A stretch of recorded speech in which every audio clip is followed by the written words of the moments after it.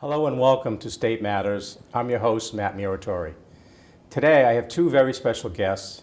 My first guest is a 1980 graduate of BC with a BA in English and a 1993 graduate of Northeastern University's Executive MBA program. He has spent most of his professional life as a writer, editor, and journalist, and is a current reporter for the Old Colony Memorial. My second guest is one of the nicest people you'll ever meet. She has worked and volunteered in the greater Plymouth area for 35 years. She's very involved in issues affecting the environment. She has been chair of the Plymouth Conservation Commission for 15 years. She coordinates the Plymouth Open Space Friends and is vice president of the Southeastern Barrens Alliance. Please welcome Frank Mann and Evelyn Strawn. Thank you. Thanks for joining me today.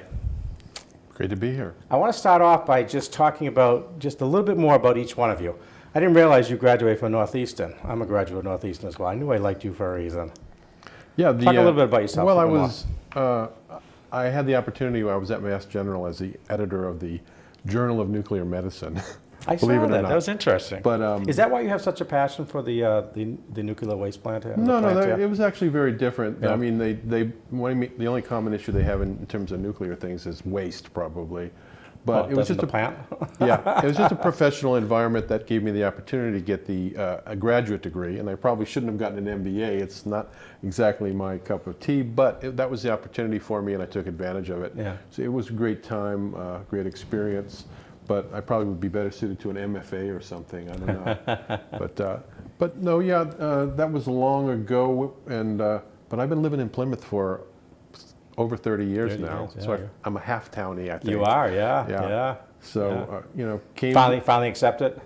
I think so. I mean, part of the reason that I'm here tonight is that with the Old Colony Memorial and becoming involved in the community, I became aware of so many issues and so many wonderful people and their issues that I got pulled into the environmental groups, and one of them is the Barrens Alliance, and it's become very, very important to me. And essentially, that's why I'm here.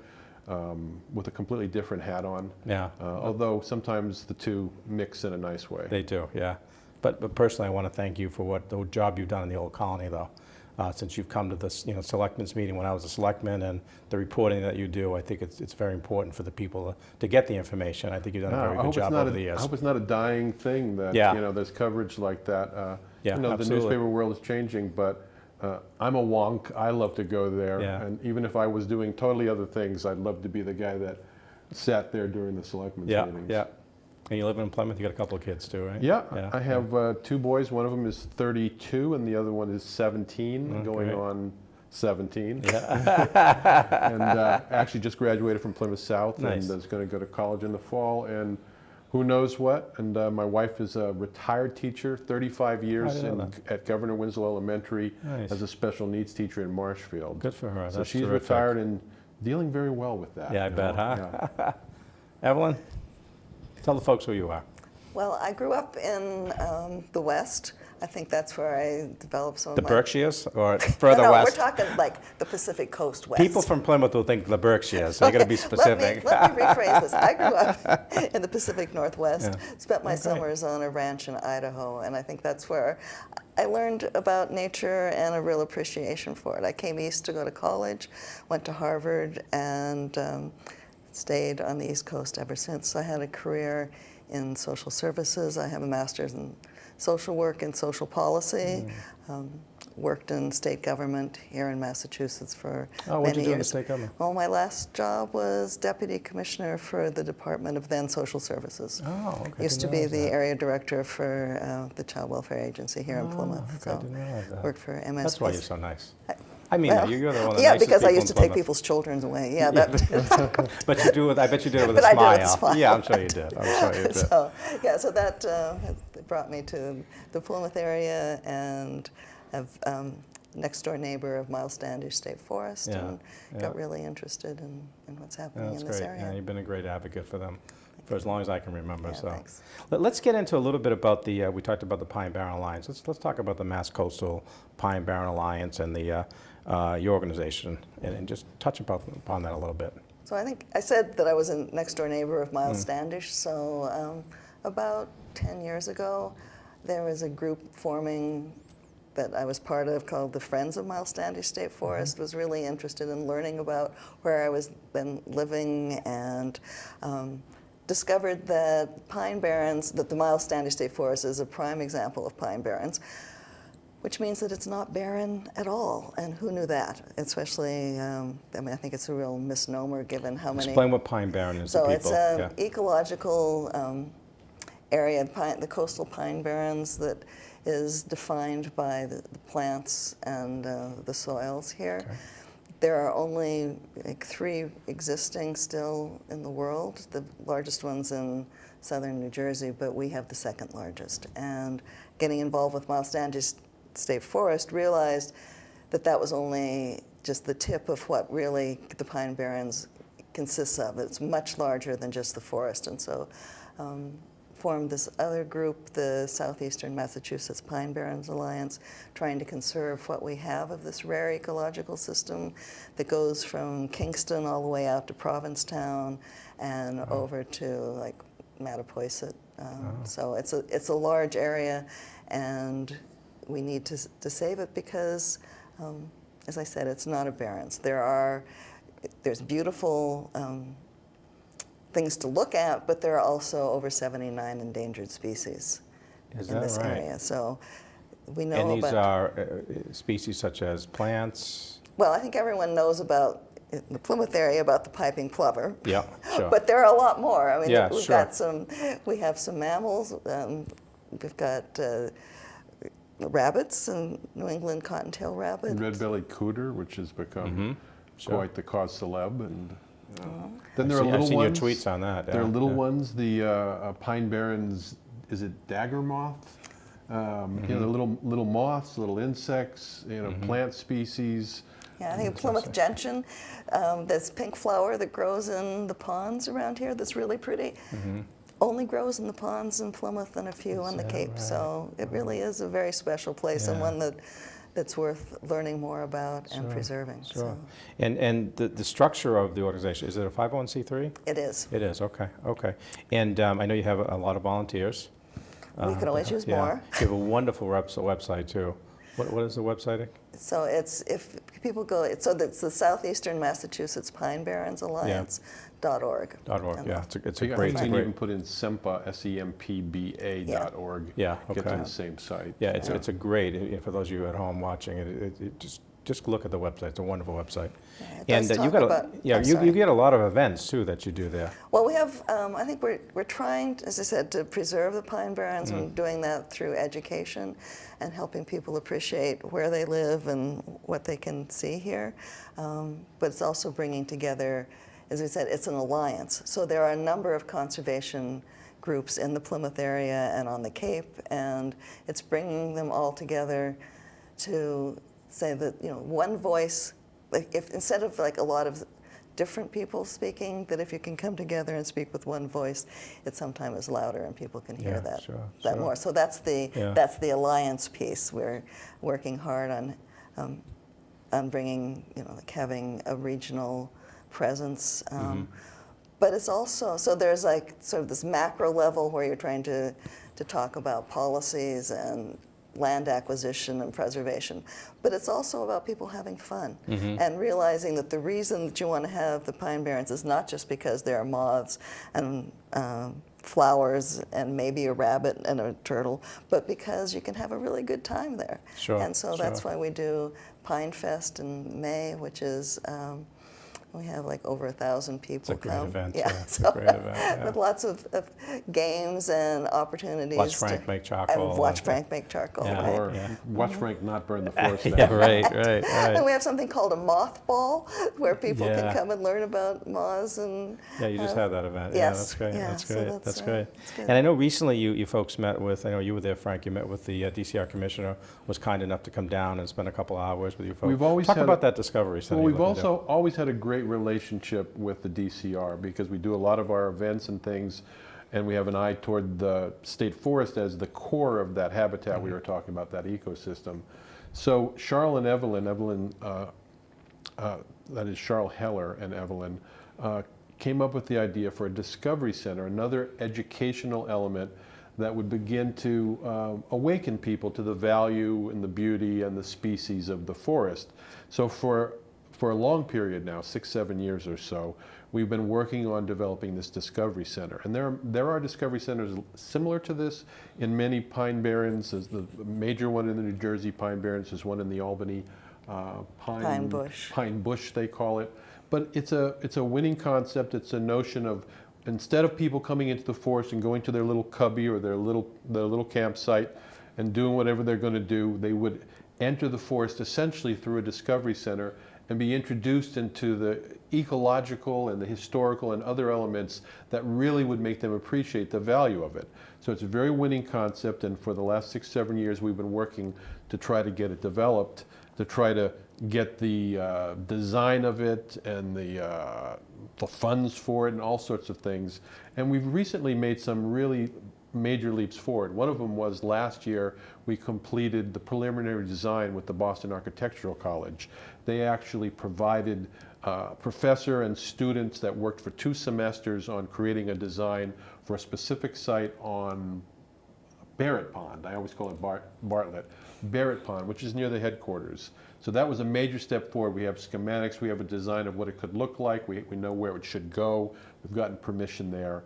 And then we had this meeting with the DCR commissioner, who, by the way, they change every administration, or even in this case, I guess DCR commissioners have changed more often. I think this is the 3rd one in the 2 years I've been there. I think we've dealt with 4 or 5 maybe. Yeah. So what a major challenge in something like this that would be a permanent addition to the forest is you constantly have to reacquaint the latest leadership. But we've had great support, and we just met with the newest DCR commissioner, Leo Roy. Commissioner Roy. And he came and spent 2 hours at the Pine Barrens headquarters, the Pine Barrens Alliance headquarters, which is on Long Pond Road. And we had a very down-to-earth, very specific discussion with him. And in the end, we feel we've come out with a green light to move forward and some really tangible ways that we can move the Discovery Center forward. It's a major, project. It's going to be a multi-million-dollar facility. It's going to bring people from around the region, hundreds of thousands of people. So it's something of a challenge for whoever would take it on. But we've really made forward momentum on it. We feel very strongly about it. It'd be a key element in our educational actions, but it would also be a key element in another aspect of things we do, which is ecotourism. We're working hard on. There's a group that we've fostered and facilitated called Explore Natural Plymouth. Yeah, let's talk about that. And they now. really would be an organization, or starting to become an organization, that understand the value of nature and our unique area that we have to actually being an economic engine. Mm-hmm. So it's a powerful argument for what we're trying to preserve. So I know you brought some slides on this, so let's start going through this. Yeah, so one of the slides, this is just the logo of Explore Natural Plymouth. We have so many volunteers. We had a wonderful person that designed this logo after many iterations, nice. Or whatever. And the picture beneath that shows that's a very classic Pine Barrens, a savanna-like area. It's a great logo. Yeah. So, and it's an organization, I don't know, Evelyn, if you want to talk about it, but it's an organization that's really brought to bear and to us in coordination a number of wonderful organizations that are in town, and we're acting, as we were talking before, everyone was talking about before, separately doing their important work, but this brings us all together. Yeah, who are some of those organizations? So I think some people will be very familiar with in terms of, well, what historically was the Manamet Bird Observatory, is now Manamet, Plymouth Plantation, Wildlands Trust, the Whale and Dolphin Society, the Goldenrod Foundation. Then I think one of the things that we've been really pleased about is that we have managed to that we have formed a partnership with some representatives of the Wampanoag tribe. And when we're talking about the Discovery Center and Pine Fest, I mean, these are all multicultural. We need to look at that we aren't the only ones. The people here using the forest now are not the only ones that have used the forest historically. And it's really interesting to see how it was done before, how it is still being used. So we have the Indigenous Resources Collaborative and some statewide organizations also. You may know that Mass Audubon is getting involved with Tidmarsh Farms Yes, here yeah, sure. in Plymouth. In a big and way. they're, yeah, In a big way, yeah. And that would be like a really Sure. important partner in all Sure. of this, because the goal is to have people come and visit these different places. Plymouth has For ecotourism, as Frank just well, brought and up, I yeah. think people think about coming to Plymouth and going to the Rock, maybe Plymouth Plantation, maybe they'll stop and see some of the artifacts Sure. at the museum, but then they get back on the highway and go to the Cape. There's a lot more to Plymouth. History is really important, but there's more than just history. And Plymouth and the greater Plymouth area has done a good job of saving some of that so people can see what it looked like when the Pilgrims arrived. It isn't. So the town of Plymouth has saved over 5,000 acres in open space, and then you add that with Miles Standish State Forest, which is over 12,000. There's a lot to see and do and there's beyond the downtown area. And one thing I learned from all you folks is all the trails. Yes. The hiking trails and the walking trails and the bike trails that could bring people into Plymouth as tourists to do additional things other than seeing the Rock and the plantation. You know, Malcolm McGregor, who's on the planning board, He's done great work on and this. is somebody who never stops walking. Yeah, right. Never stops hiking. I keep seeing his car everywhere around You never know town. what woods he's going to come He's out of. somewhere Yeah, I in the know. woods, that's right.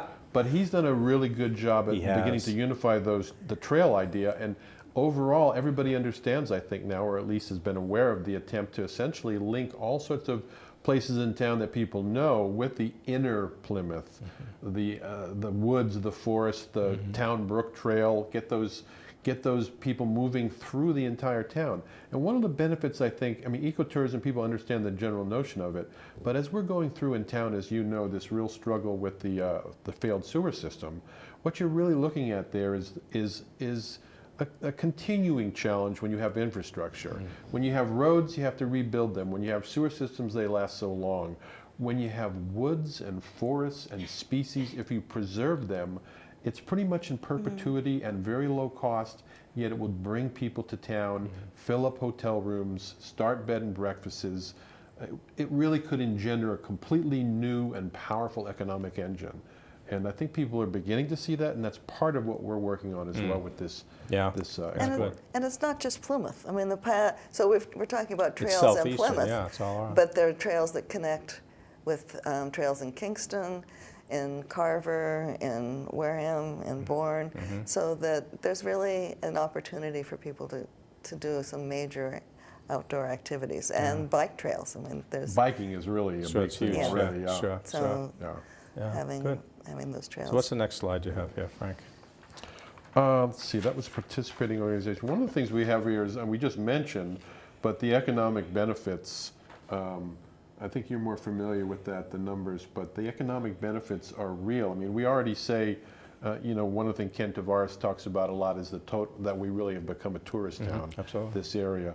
But what does this say here? Total gross room revenue, $17 million. Total And that was in 2012, so Yeah. it's Yeah, they're probably a lot higher now. right. Yeah, sure. seaside and landside tourism represents over $325 million a year in economic benefits.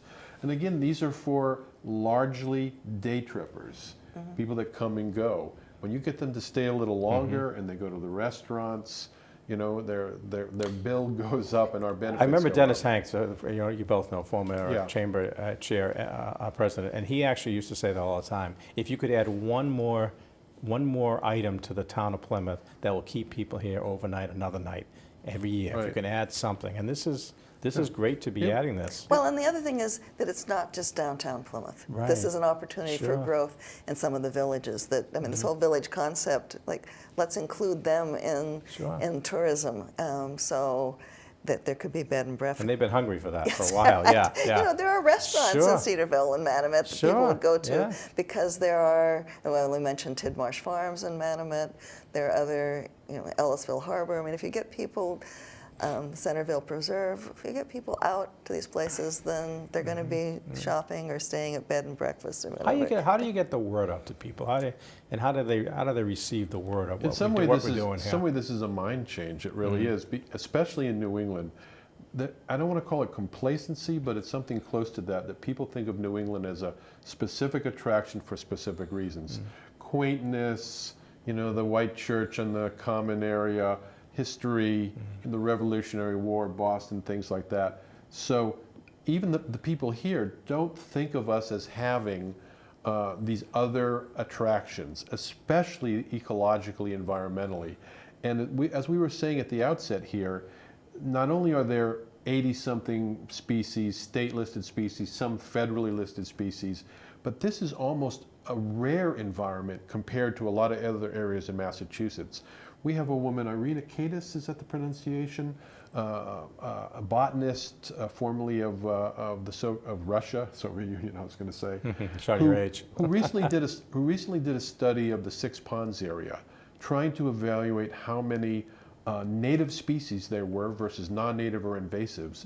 And compared to other areas of Massachusetts, we are still almost in a primordial state. We still have so many of our original native species. People are coming here from all over, as you know, people are coming here from, you know, the Fish and Wildlife people and all. They're starting all these things here. They see this as a very special place. And we need to make people aware of that. But once they do and realize the value across the board, I think they're just going to be so willing to support everything we're doing. I mean, there was just a national conference here in town on white cedars. Oh, really? Atlantic White Atlantic Cedar White Cedar, Conference, yeah. yes. And so there were people. There was a national conference. National Yeah. people Wow. came I from. think they only have it every 3 years. Yeah, and people came from the Southwest and the Midwest and, you know, Florida. They toured the Eel River restoration and the Tidmarsh restoration, because both of those have thousands of these Atlantic white cedar that have been transplanted there. So they want to see, are they really growing back? How are they doing? What is the environment? So you had a lot of scientific type people wandering around our marshes who probably know more about what's going on there than 80% of the people in town. That's just human nature. People concern themselves with their day-to-day concerns. Sure. But we're doing it right because people came and they wanted, you know, they're learning. Eel River Preserve is one of the places that we would be promoting for people to come and see, and it's because it's like it's a shining example of how you can actually not only preserve what's already there, which is one of the things we talk about, but also doing some restoration and bringing back what was a cranberry bog. And having learned from that, doing the much larger restoration at Tidmarsh Farm, so it's amazing. it's great. That's amazing. And there are, people can come. We talked about hiking, we talked about biking, kayaking. We've got.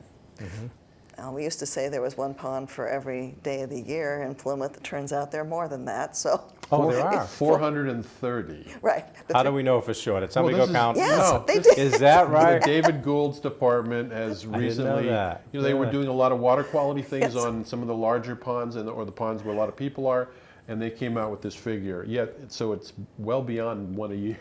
Right. One a day, that is, yeah. Is that right? Yeah. So, and then we've got going off the coast with whale watching, and now sharks. One of the organizations in the Explore Natural Plymouth is the Whale and Dolphin Society. Yeah. It's an international. Their international headquarters are here. So yeah, there's a lot happening here, and rightfully so. It's a beautiful spot. We love this community. I know you do. We're so fortunate to live here, Just from an aesthetic point of view, you could just be happy and complacent to just go to your local pond or go to your local beach. But then you realize the reason why it's so beautiful and how we need to preserve it. And people want more than ever to do so because they realize this quality of life is everything. And the quality of life here is great. But yeah, it is. Yeah, I tell people that all the time. It's a great place to live. No reason to go out of town for anything. Yeah. Except if you want to see a first-rate movie, you have to go to Kingston. But other than that, what's on your Plymouth Plantation? Yeah. Yeah, the first-rate. If they come out like right now, the kids want to see the movie that's coming out today. Yeah. Those are the ones you gotta go to Kingston. You don't mean the foreign languages? No, not those. Those you go to Plymouth Plantation. What's on your next slide, Frank? Oh, we just had, as Evelyn was saying, a list. I'm just going to read through it real quickly. These are the kind of things that you can do or should be able to do in Plymouth: trails, hiking, biking, camping, boating, fishing, birding, and birders are a special dedicated group. Largest growing sport in the country. Is that right? Wow. Local agriculture, which we have, with a few new farms that are really doing the local food. Geocaching, swimming, whale watching, historic sites, and our 30 miles of beach on the ocean and all those ponds as well. you know, the funny thing with this Pokemon Go thing came out, Yeah. and kids were wandering around, and in a lot of ways it makes you realize that there is a way to get our children and other There you people go. out there, Yeah. and once they see what's out there, if we can get them out of the basements and see what's out there, they're going to be It's a good idea. more entranced and more permanently excited than they would be about a particular game that comes and goes or whatever. Yeah, So. yeah.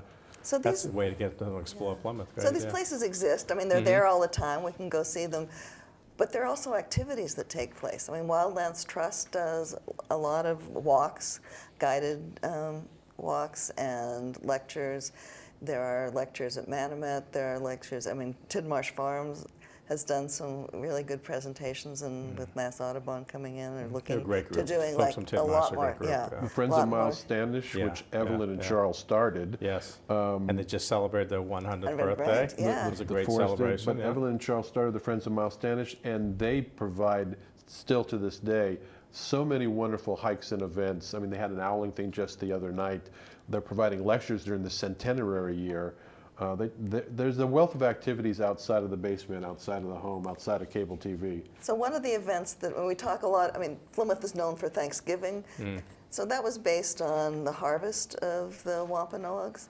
Wampanoags celebrate a lot of Thanksgivings. That's not the only one. There's a strawberry Thanksgiving, there's a herring Thanksgiving. We can promote those. We can have reasons to come to Plymouth for more than just November. Yeah, yeah, and we need to continue that because it looks like starting mid-March, we're starting to see the tourists come back, which is earlier than it has maybe 10 years ago. And now they're staying through Thanksgiving and through December. But if we can get them to come a little bit longer and all year round, absolutely, it's the way to do it. So you ask, how do we get people engaged, and how do I mean, I think that Pokemon, you already came up with It the got idea. Pokemon. That's good. But social media really is the key, Sure. and we're just developing a special Explore Natural Plymouth website connected to the destination Plymouth, but there'll be an interactive map that you can click on the different sites and see what see the trails, see the pictures, see what you would actually experience, and have a calendar of what's going that's on. Great. So. We got about another minute or so. Do you want to run through anything more on the Don't slides you know. have? Gee, this is the one that says a win for everyone. We do believe that the environment and protecting it and the ecotourism that gets other people to appreciate it is a win for everyone. Yeah. I mean, it's just going to bring benefits, bring reputation to the community, keep the quality of life, increase the economic value of our properties. And I mean, if you have in your backyard, everybody knows this. Evelyn knows this more than anyone beyond the Conservation Commission for so many years. But if your backyard is a piece of conservation land, then your property is worth more. It's private, it's beautiful. This whole town has the potential to be part of that sort of environment, and that's what we're working toward here and in the region, I should say. Yeah. So I that's think our great. bottom line is that we were saying that Plymouth, to come and see the natural Plymouth, it's not what you expect, but it's what you'll remember. That's great. It's a great note to end on. Thank you so much. Thank you both for what you're doing, Thanks. particularly what you've done in the Conservation Commission for Thank you. 15 years to really get us to this point as a town. So thank you for all that. Thank you for having us. So again, I want to thank Evelyn and Frank for joining me today and learning all about the great work that they do. And for more information, please go to their website, check it out, and you'll be amazed at what they do. Thank you all here at PACTV for all you do and a great show again today. And thank you at home for watching. We'll see you next time on State Matters.